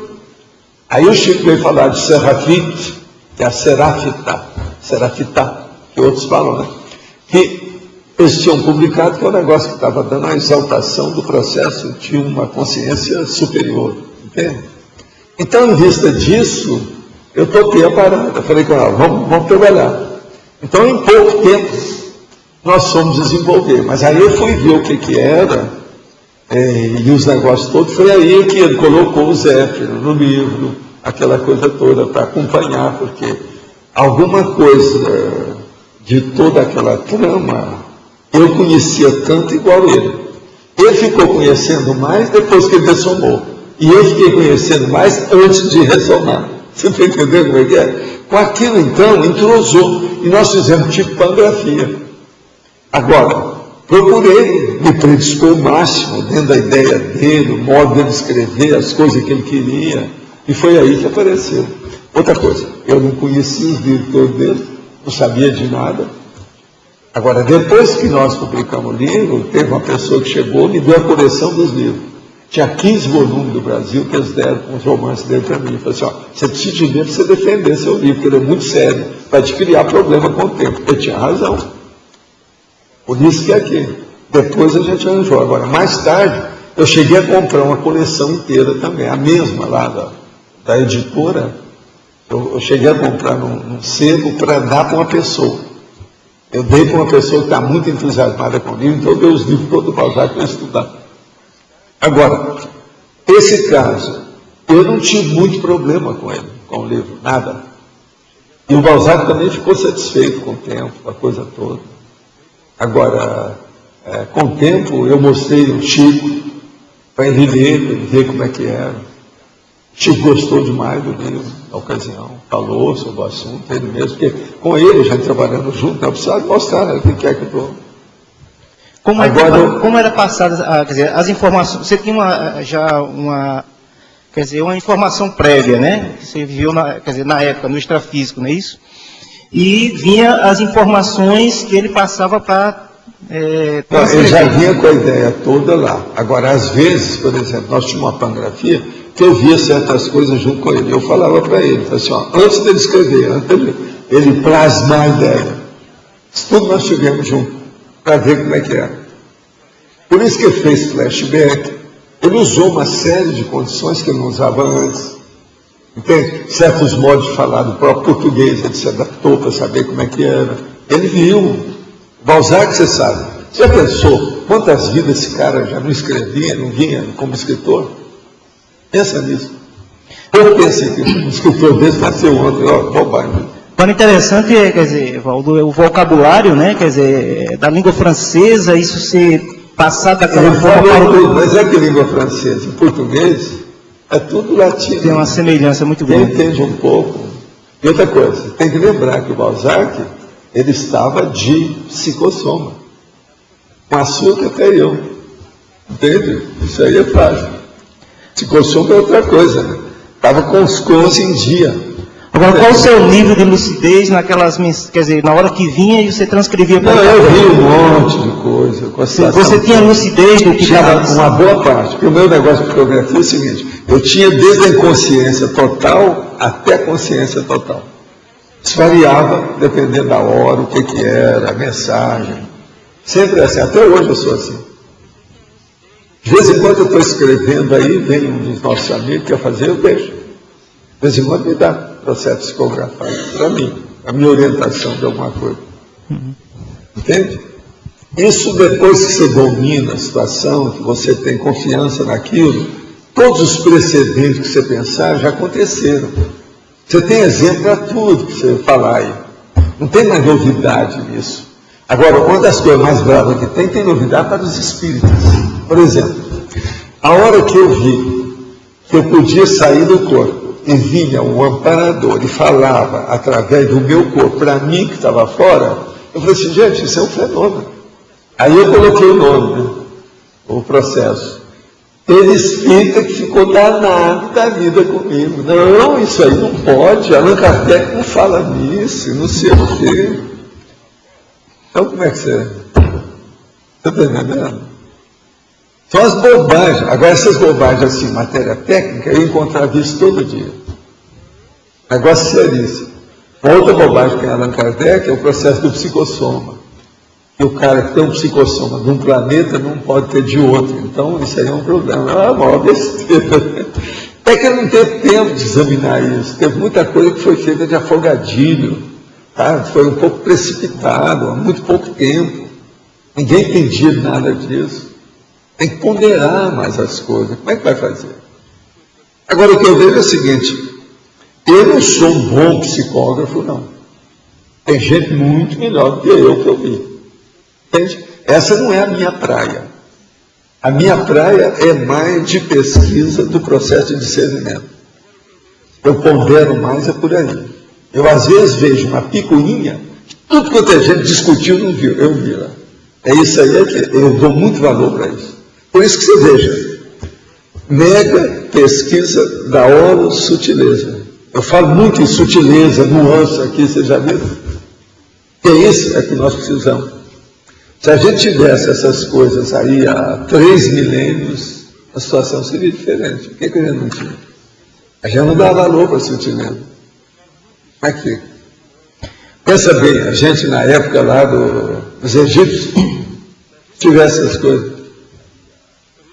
E lá era bacana, porque eles tinham muito credo dos mortos, aquela coisa toda. Poderia fazer muita coisa, nada foi feito. De alto nível, nada. Professor Tacusa, entendeu, né? Uma das tertúlias passadas, o senhor falou que Luimara estava concentrada numa leitura, e eu estava por trás dela, e havia uma consciência, né, na psicosfera dela, certo? E com muita atenção no que ela estava ali lendo. Eu entendi assim, não sei se foi bem isso que o senhor quis dizer. Agora, o nível de lucidez dessa consciência, quer dizer, havia um interesse dela no que ela estava lendo? Não, tem que ver, né? Tem que ver por quê, né? Qual a condição. Às vezes ela está querendo orientar a ideia para ajudar. Isso é que é o amparo. Amparabilidade é justamente isso. É indicar, orientar. Não é só fazer o acolhimento, é a orientação para depois fazer o acompanhamento. O amparador faz isso. Tudo aquilo que nós falamos é uma imitação, uma caricatura, é um jeito de adaptar a coisa na vida humana daquilo que eles fazem extrafisicamente. Assistencialidade é isso. Agora, o caso nosso todo é de rapport, é você ter afinidade, é empatia, é você se misturar. Agora, a maioria é o seguinte, óleo com água, não conjumina. Azeite com água, não conjumina. Então precisa de haver entrosamento. A maior prova que não tem entrosamento é isso que nós estamos falando. É a mãe que recebe um filho que vomita o tempo todo, depois dá até eclâmpsia nela. Então você veja bem, ali as energias estão totalmente adversas. É um problemão aquilo ali. Professor, só mais uma observação. O último complementário que aconteceu aqui, teve uma coisa interessante. Durante um acoplamento lá, de um dos alunos, e eu estava lá, né, assistindo, vendo, né? E me aparece uma figura muito claro, mas muito bem definido, a definição do rosto, né? E eu olho aquilo, né? Aí me vê um nome, Gregório de Matos. Aí eu fiquei pensando, pô, será que não, Gregório de Matos Guerra. Aí eu disse, não, será que Gregório de Matos, aquele... Ele é da Bahia. Escute, será que ele é o mesmo ou tem guerra no nome dele? Eu fiquei na dúvida se tinha guerra ou não. Eu lembro da época de literatura, isso faz tempo que eu tinha lido, eu disse, será que ele tinha guerra no nome? Porque veio o nome completo, Gregório de Matos Guerra. Aí eu fiquei na dúvida, né? Aí eu cheguei e comentei, né, durante lá os comentários, eu disse, olha, eu vi uma figura de uma pessoa e veio o nome Gregório de Matos Guerra. E ninguém comentou que seria esse escritor, né? Aí eu fui para casa pensando nisso aí. Aí eu cheguei em casa e disse, eu vou procurar. Conceição, ela é professora de português e literatura. Conceição, você sabe se o nome de Gregório de Matos é Gregório de Matos Guerra mesmo, tem esse Guerra no nome dele? Aí ela disse, tem. Eu disse, então é a pessoa. Você tem um livro que tem a fotografia dele? Ela disse, tem. Aí ela trouxe, mas igual. Era o próprio. Tá entendendo? Aí eu pergunto, né, a presença dele ali, o que é que tem a ver com a pessoa que ele estava lá? Tem que examinar. Ou com o ambiente. Anota tudo, coloca a data nisso e vê. Se aquilo tem importância, com o tempo fica tudo deslindado, fica tudo esclarecido. Se não tem importância, fica por aí mesmo. Anota tudo e vê. Essas coisas são difíceis, sabe? Ainda mais quando diz respeito a outras pessoas que não é você. Muito difícil, complexo. Dentro do ensino, aprendizagem, do domínio das próprias energias, como o senhor enxerga a construção do conhecimento e o repasse de verpons como se fosse uma verdade absoluta e não relativa como ela é? Não, a primeira coisa é a verdade absoluta, você tem que tirar do caminho. Isso não pode existir no seu universo. A primeira coisa é essa. E você faz aquilo que você pode com as verdades relativas de ponto. O mais é o mais, não interessa. Isso não é problema, não. Agora, a gente procura ensinar, aprender, melhorar as energias e vamos em frente. Quem quiser pega, quem quiser larga e vamos em frente. Sempre é assim. O serial killer que me chamou a atenção depois de Adolfo Hitler foi o Charles Manson.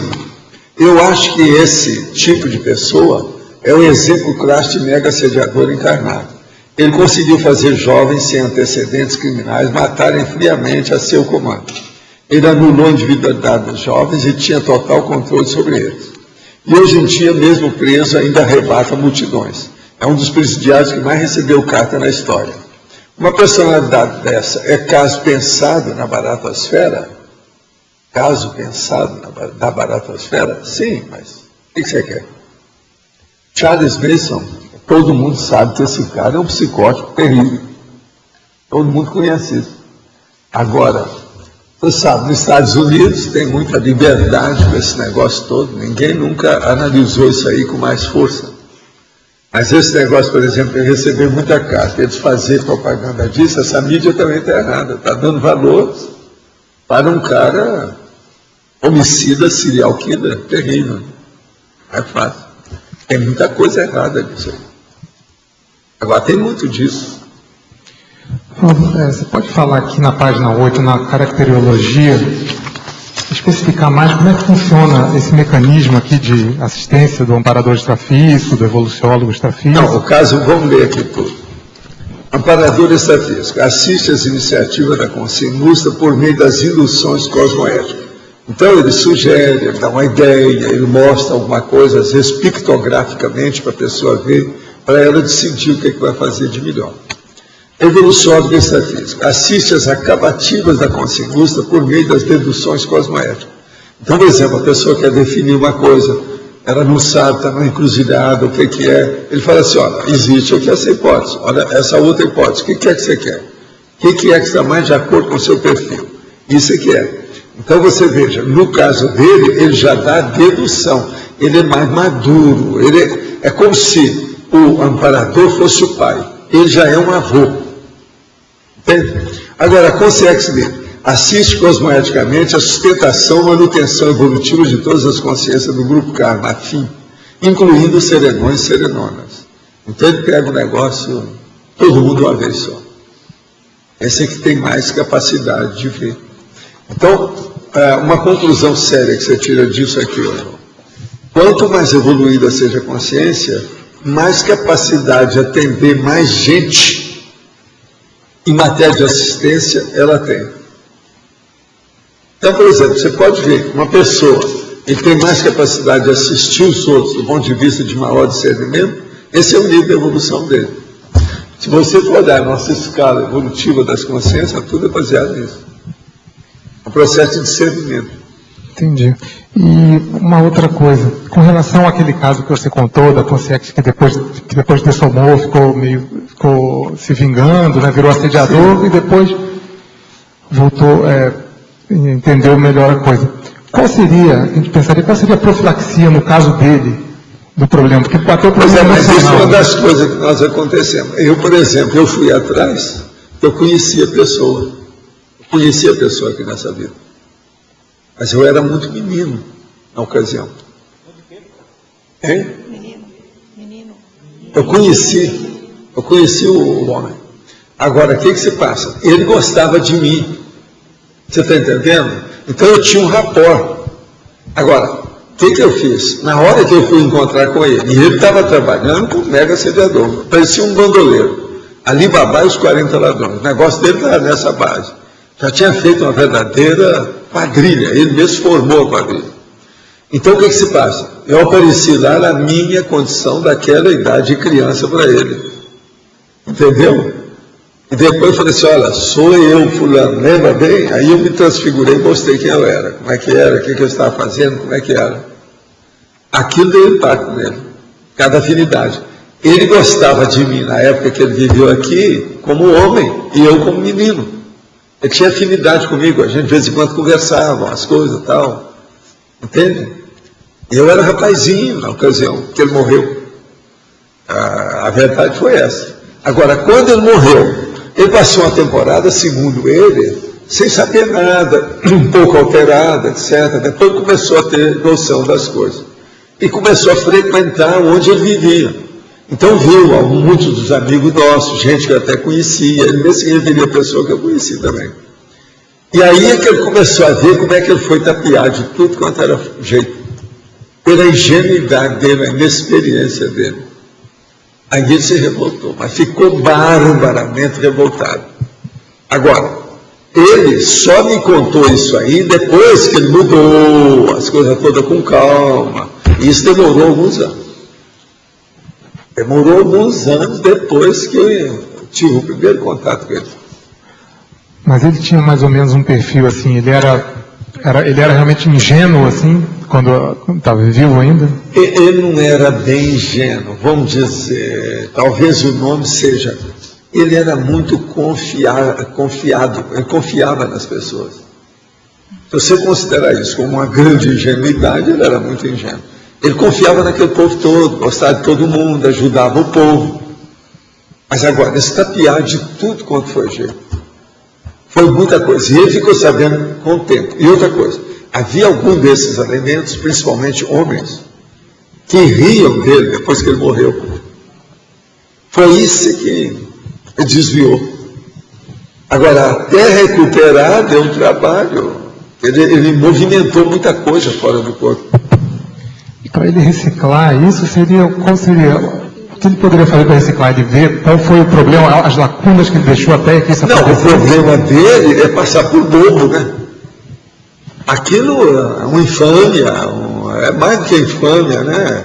É um desaforão, sei lá o que ele pensou, né? Mas eu digo para ele reciclar, para ele não cometer os mesmos erros, para chegar para ter a mesma revolta. Né? Um dos fatores que eu falei com ele, eu estou lembrando aqui agora, foi o seguinte: eu virei para ele e falei assim, ó, em parte você fez isso por um problema muito sério. Você é um homem. Se você tivesse sido mulher, essas coisas não teriam assim, que as suas reações seriam diferentes. Agora você tem que lembrar o seguinte: esse negócio de homem e de mulher é negócio da vida humana. Você é uma consciência. Você não tem sexo. Pensa bem como é que é isso. Outra coisa, você vai ficar injuriado com essa condição, sendo que você é uma consciência, você já viu tudo como é que funciona, raciocina, vê como é que isso é irracional na sua cabeça. Isso pegou muito na balança, na cabeça dele, ele pensou demais. Agora, nós conversamos muitas vezes, você está entendendo? Até o negócio dar certo, com calma. E o que pesou nessa virada dele, Valdo? Hein? O que pesou nessa virada? O que pesou foi o acúmulo de fatos e fatores e fenômenos e parafatos que a gente mostrou para ele. A vantagem disso, daquilo, tudo que eu tinha, eu procurei ajudar. Outra coisa, eu saí com ele e o tal mal várias vezes para ver as coisas. Eu saía do corpo, junto com o tal mal, a gente ia para conversar com ele. Com calma. Fazia verdadeiras sessões técnicas ou paratécnicas, práticas, para ele ver como é que eram as coisas na vida. A gente mostrou cada coisa do arco da velha. Agora, inclusive, a gente mostrou como é que era o processo de assediador. Fomos em lugar com uma série de coisas sérias. Falei assim, ó, você está igual esse povo. Isso é terrível. Agora, quando ele mudou também, acabou. Eu falei assim, agora vamos recuperar o tempo que você jogou fora. Vamos ver as oportunidades que você jogou fora. Vamos ver o que faz. Aí, em pouco tempo, eu apresentei a ele o transmentor.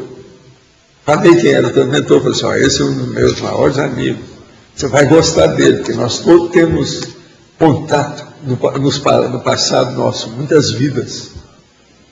Hoje eu estava bem encaminhado. Eu não sei atualmente onde é que ele está, porque ele estava planejando ressomar. Ele está fazendo curso intensivo. Outra coisa, ele vai ressomar com o mesmo povo. Agora, ó, você já pensou se ainda tiver gente da mesma época, o que é que não vai acontecer nisso?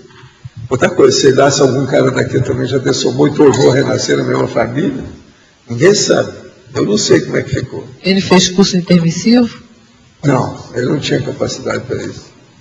Chegou. Outra coisa, ele estava muito enrolado, né? Eu tinha que resolver isso aí, porque ele trabalhou alguns anos como mega assediador para valer. E outra coisa, ele não é bobo. A cabeça. O cara era um erudito nas vidas anteriores dele. A maioria desses mega assediadores são assim. O problema é a hora que desvia, a pessoa não vê mais nada, ele enceguece. Ele não escuta, não vê, não pondera, não se equilibra. Entende? Professor Valdo, qual foi o mérito dessa consciência para ter recebido essas investidas reiteradas? Ele ajudava os outros. Inclusive, eu, como criança, só te falava a favor dele. Era um monte de gente, inclusive esses caras que tapearam a ele ajudou todos eles. Então, a condição era assim, muito antípoda, né? Muito paradoxal, muito estranho.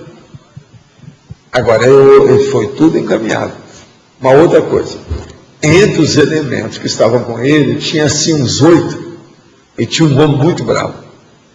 O homem não queria mudar de jeito nenhum. Entende? Teve uma vez que ele veio atrás de mim e falou assim, um dos meus amigos não quer mudar de jeito nenhum, que acha que eu medrei, que tem alguma coisa comigo, nós temos que dar um jeito nele. Aí a gente pediu tal mal, teve outras coisas, entraram na história para acalmar. Esses todos foram encaminhados. Teve um deles, danado da vida, que era um dos ajudantes de ordem dele, sabe como é que é? Então, os nossos comerciais, por favor. As pontuações de hoje: 45 assinaturas no livro de presença, 14 perguntas presenciais, 22 perguntas online, 25 votos presenciais e 9 votos online. Os recados de hoje: a Rosa sobre o 6º Fórum da TENEPS, o Marcos sobre o Cineclube de domingo, a Flávia sobre palestra da OIC e a Viviane sobre curso da Sinvex. Se você quer qualificar a sua assistência, venha participar do 6º Fórum da TENEPS e do 3º Encontro Internacional de Tenepsista. O encontro acontecerá nos dias 20 a 22 de dezembro, de uma segunda a quarta-feira, aqui na Cognópolis, no Discernimento. As informações e inscrições poderão ser feitas na recepção do CAEC, pelo e-mail caec@caec.org e pelos telefones 45 35 25 26 52 e 45 35 28 24 28. Venha você também participar. Obrigada. Gente, Discernimento anuncia para domingo mais uma sessão do Cineclube, tá? Domingo às 8h30 da noite, com O Grande Ditador, tá? Filme com o Charlie Chaplin e do próprio Chaplin. Eu vou deixar um papel aqui na recepção, outro no Discernimento, tá? De cartaz. Mas o ideal, pessoal, para saber mais detalhes de sinopse, etc., acessar o nosso blog, tá? Então, gravem aí Cineclube, www.discernimento.org/cineclube. E o nosso e-mail para contato é cineclubecognópolis@discernimento.org, tá? Eu espero todo mundo lá, domingo às 8h30. Boa tarde, a OIC tem a satisfação de convidá-los para participar da nossa próxima palestra gratuita. O tema desse domingo é Visão Energossomática da Medicina Tradicional Chinesa, com a professora Fabiana Carvalho, que é fisioterapeuta e acupunturista, e nossa voluntária da OIC também. Então a palestra ocorrerá nesse domingo, dia 24, às 9h30 da manhã no campus OIC, com duração de 2 horas. Estão todos convidados e para mais informações, ligue 3025 1404. Obrigada. Olá, a Sinvex estará realizando a 3ª edição do curso Prática da Trilotação na Invex, que vai acontecer no Rio de Janeiro, em janeiro de 2011, de 20 a 23. O curso está dividido em 3 partes, né, em que no momento da manhã será um momento dedicado ao desenvolvimento da intelectualidade, com a leitura técnica da biografia do Leonardo da Vinci. À tarde, vai ser desenvolvido trabalhos relacionados à comunicabilidade, debates, trabalhos em grupos e individuais. E depois do coffee break, serão realizados trabalhos para desenvolver o parapsiquismo.